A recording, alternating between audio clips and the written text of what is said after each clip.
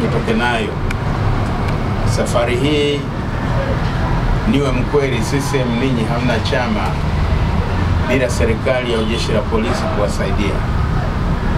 Kwa hiyo kama mwenezi wa CCM wa mkoa ulikuwa unazungumza kuwafurahisha wazee ambao nao wazee wa Chama cha Mapinduzi wa muda mrefu tunawafahamu, akina mzee Mwakibete, si Mwamburukutu nani, kwa umri walio nao wanapelekwa kushoto, wanapelekwa kulia, sawa, kwa sababu umri sasa ni wa kusakatonge tu, hawajisimamii vizuri. Chadema tunakuja. Chadema ile 2010 sasa ndio mnaanza kuiona baada ya mkutano wa kesho kutwa wa Kamanda Lissu pamoja na crew nzima ya taifa. Kwa hiyo niwaambie Chama cha Mapinduzi mkoani hapa hampo. CCM ninyi ni wepesi kama tishu, na kama hamuamini safari hii tunalala na ninyi ulalo, tutachinja ng'ombe kadri atakapopiga magoti. Akilala kibla tunaye, akilala chali tunaye. Mtaiona Chadema ambayo inaenda kufanya umoja wa hali ya juu sana, kwa sababu nyinyi mlitegemea kuvurugana kwa Chadema mwingie kati na kujimarisha kwa kutumia polisi na magereza mpaka JKT. CCM mkoa wa Mbeya hampo. Mtiti mliouona 2015 ubunge Rungwe, barabara hazipitiki, ndio huu safari mnaenda kukutana nao. Kama ndio taranta ya kwenda kuzungumza na wananchi kuwaambia msipige kura, mkapige kura ya nini? Kama binamu yako hatarudi, hana uhakika wa kurudi nyumbani, kama shemeji yako hana uhakika wa kurudi nyumbani, safari hii tunaenda kuwaeleza wananchi hawataenda kupiga kura. Si tu kwa kuwaibia vipiga kura, no, hawataenda kupiga kura, kwa sababu siku ya kupiga kura ndio siku ya mtiti nchi nzima.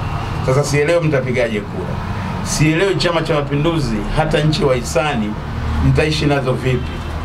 Na ndio maana juzi kati hapa namuona waziri mmoja anataka kukaribisha wahisani ambao wanaanza kutengeneza ARV, dawa za ukimwi, kwa sababu Trump amesema nataka niwasaidie ninyi wakati nchini kwenu hamna demokrasia.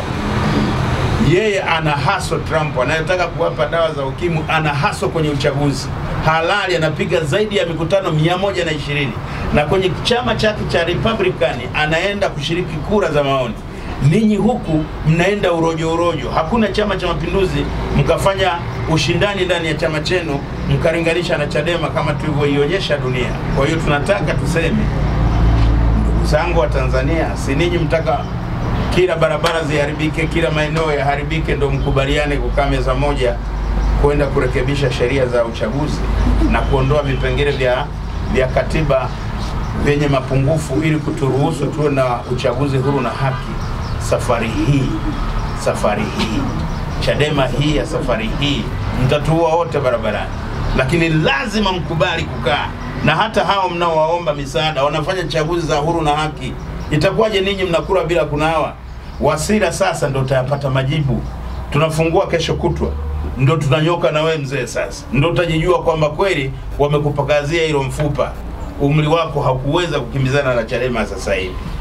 Kwa hiyo hayo ndio yangu, nitaka tu kuambia wazee kwamba mlitamba sisi hatukuwepo, mkawa mnazungumza kwamba ninyi ni chama kikubwa kwa sababu nyuma yenu kuna bunduki za polisi ambazo ni kodi zetu.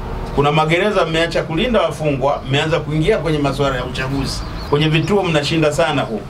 Kwa hiyo haya ndio ya kwangu, nitaka tu nizungumze kwamba sasa hivi tutaenda na ninyi CCM kiulalo. Kama Mazadukayo yanawadanganya, ninyi mmekuwa kina Nebukadreza, Mene, Tekeri na Peresi. Utawala wenu umefitinika safari hii, na ninyi muonde uchungu wa kuwa wapinzani. Asante sana, ndio hayo ya kwangu.